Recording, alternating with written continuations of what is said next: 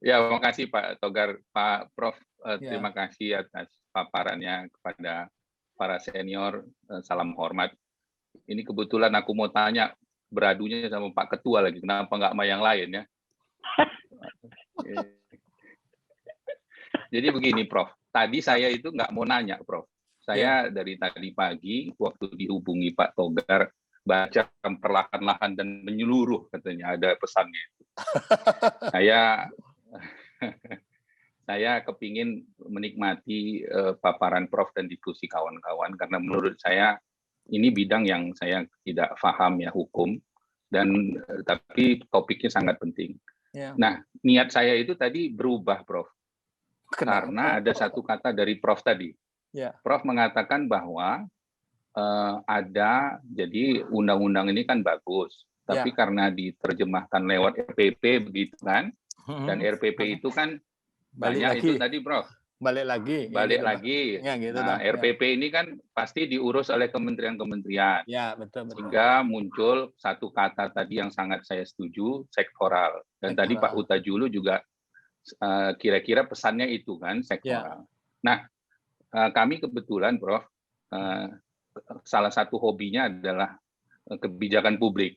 Lebih khusus melihat bagaimana pengaruh pengambilan keputusan multipartai, begitulah ya. Jadi kalau ada pengambilan keputusan yang di situ banyak pihak, itu bidang yang beberapa tahun belakangan ini kami lihat. Nah, saya iseng-iseng informal pernah ngomong ini ke Pak Togar waktu kami WA begitu ya. Saya menyampaikan konsen tentang pengaturan atau pengambilan keputusan di urusan sawit kita ini, kan ada komite pengarah, ada BPDP, ada macam-macam. Saya bilang, Bang Togar, ini kan multipartai, banyak menteri-menterinya. Yang saya tahu dari senior-senior saya itu, maksudnya banyak menteri yang ikut tuh kan supaya semuanya cepat selesai, kan gitu, Prof. Makin banyak ikut, gotong royong makin selesai. Tapi dalam konteks hukum positifnya yang terjadi di lapangan kan persis seperti yang Prof sampaikan tadi, bahwa ada ego sektoral.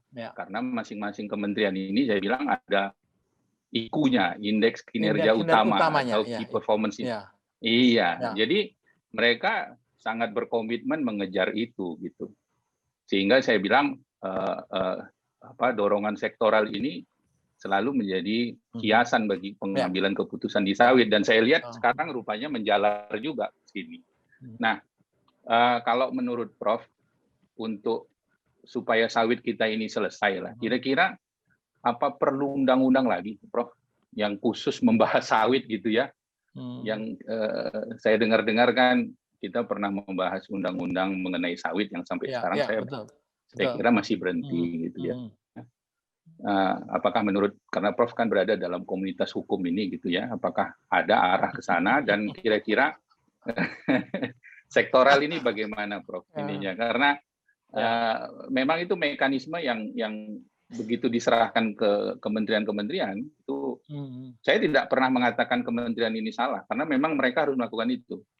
Dan kalau kita tadi Prof mengatakan mestinya ada Kemenko-nya, maaf. Kemenko ini misalnya dari produk hukum saja ya. Kalau Kemenko rapat dengan para menteri-menteri yang di bawahnya, itu kadang-kadang kan sulit juga mengeluarkan produk hukumnya.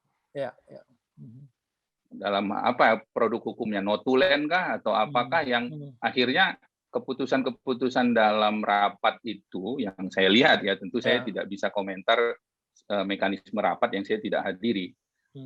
Banyak rapat-rapat yang diinisiasi oleh Kemenko itu nanti akan timbul masalah produk hukumnya apa gitu untuk mengikat keputusan itu, karena kalau dihadapkan nanti ke peraturan masing-masing kementerian kalah lagi, Bro.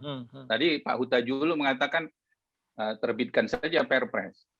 Saya Pak Huta-Julu sebelum dulu punya pengalaman di bidang investasi negara, Pak.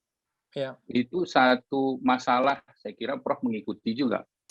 Itu satu masalah misalnya korupsi, apakah termasuk korupsi, misalnya kerugian negara yang dilakukan oleh kementerian atau BUMN.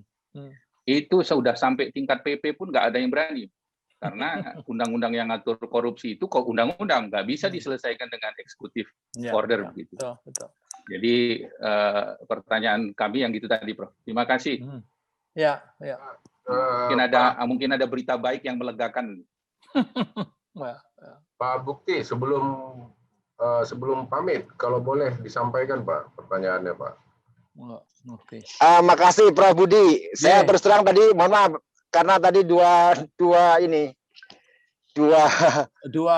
meeting mungkin nggak ini ya. Tapi yang jelas kalau saya kan ya dari kacamata pelaku usaha, kepastian usaha itu kan menjadi hal yang sangat penting ya. Betul.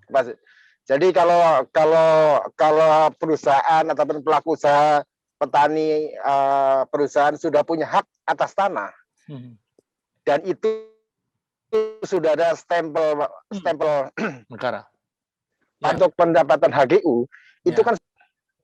Dan ini mestinya juga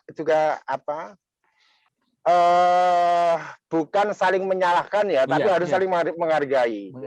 Jadi dan ini pun bagi dunia usaha kan menjadi hal yang sangat penting gitu ya. Nah ini saya kira itu hal yang sangat prinsip. Sehingga apalagi kalau nanti ada lagi aturan main yang sifatnya denda, yang dendanya pun luar biasa kan. Nah, memang kita masih menunggu nih Pak Budi. Masih menunggu apakah yang akan dikeluarkan PP-nya seperti yang draft RPP yang sekarang ada diposting di websitenya kantor Menko. Yang terakhir. Ini tentunya kita masih menunggu nih. Betul. Karena itu kalau itu belum keluar kan kita juga masih bayang-bayang kan. Betul. Mungkin itu aja kali Pak komentar saya. Makasih Pak. Pak Ludi Harahap masih ada? Kayaknya ngedrop ya. Silakan Pak Prof ditanggapin dulu. Pak Feryan, saya kira pertanyaannya apakah perlu undang-undang sawit? Sebenarnya kalau kita punya undang-undang sawit itu lebih bagus pada saat kita menjalankan bisnis sawit ini. Tetapi persoalannya menuju kepada undang-undang sawit ini kita sudah tahu lah itu. Undang-undang sawit itu upayanya, struggle-nya luar biasa itu. Luar biasa berat. Sehingga kalau ngomong urgen. Tapi how to achieve menurut saya challenge-nya besar banget Pak Feryan. Ya, menurut saya kita harus lihat medan itu. Nah, yang saya berharap banyak itu justru Undang-Undang Cipta Kerja ini bisa deregulasi persoalan-persoalan yang menghambat. Saya berpikirnya bukan hanya bisnis sawit, Pak. Any business yang ada di negeri ini. Poinnya mesti jelas semuanya. Gitu loh, Pak. Jadi kita perlu ada kejelasan. Kalau kita ngomong izin, itu perlu jelas syaratnya apa, ya kan? Terus kemudian mekanismenya kayak apa, ya toh? Bayarnya berapa lama, kan gitu toh, Pak. Ini semuanya kan nggak jelas. Itu loh, Pak. Sebenarnya upaya UCK itu menuju ke sana, Pak. Itu upayanya mulia banget.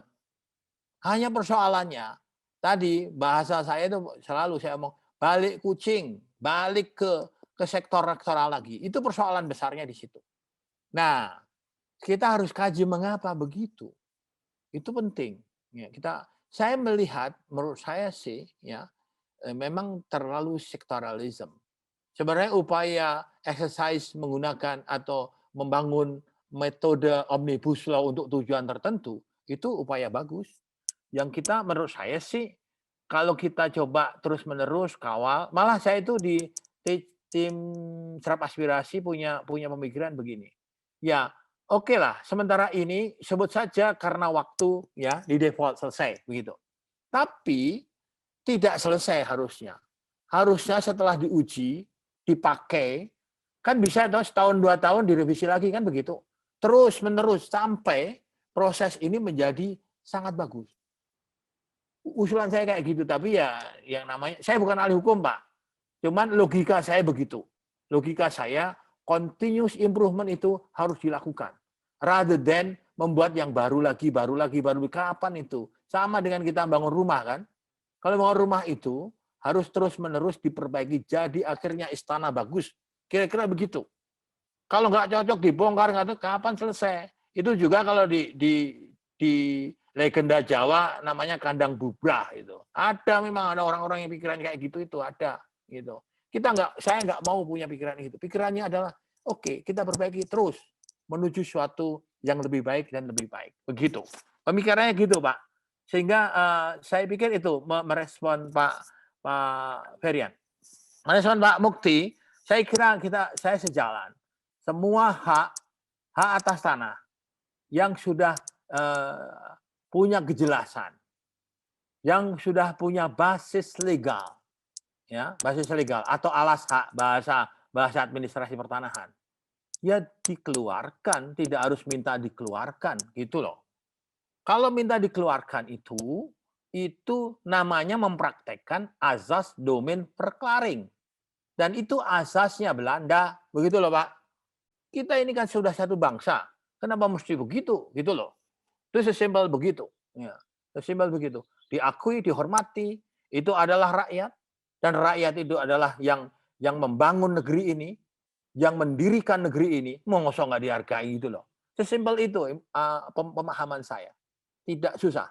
Gitu loh. Jadi dihargai, dikeluarkan seperti tadi yang disampaikan Pak Hutajulo, ya, selesai. Dan yang paling bagus kalau rejim administrasi pertanahan atau land management, manajemen pertanahan, manajemen lahan gitu ya Pak Hutajulo. Itu satu rejim, bukan dua rejim atau banyak rejim. Sebenarnya Pak, bukan hanya itu. Kalau kita mendasarkan Undang-Undang Pokok Agraria, pemahaman lahan itu bukan hanya daratan, Pak, termasuk lautan.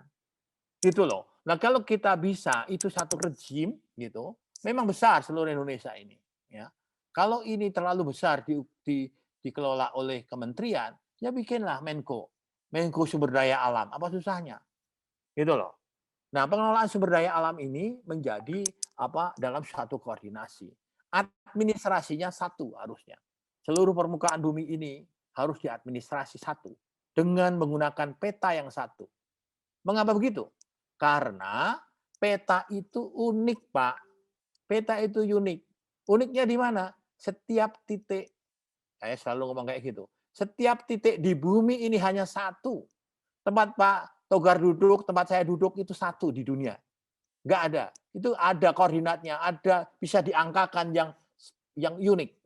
Nggak ada kembarannya. Itu loh Pak.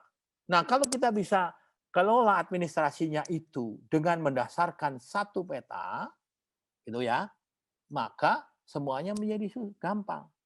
Apalagi sekarang digital. Gitu loh Pak. Persoalannya kita divided kan karena peraturan perundangan yang sektoral tadi. Gitu. Maka usulan tadi Pak Hutajulo luar biasa. Dan itu sebenarnya pemikiran sudah lama, hanya memang ya nggak banyak yang tadi mungkin paham tapi nggak mau paham. Mungkin tadi saya katakan ke Pak. Itu barangkali. Jadi memang betul Pak Mukti, semua hak harus dihargai, direspek dengan baik, dan kemudian tadi dikelola atau di-manage dengan baik, itu saya kira. Ya. Baik, terima kasih Prof. Andreas berikutnya, dan Pak Idung.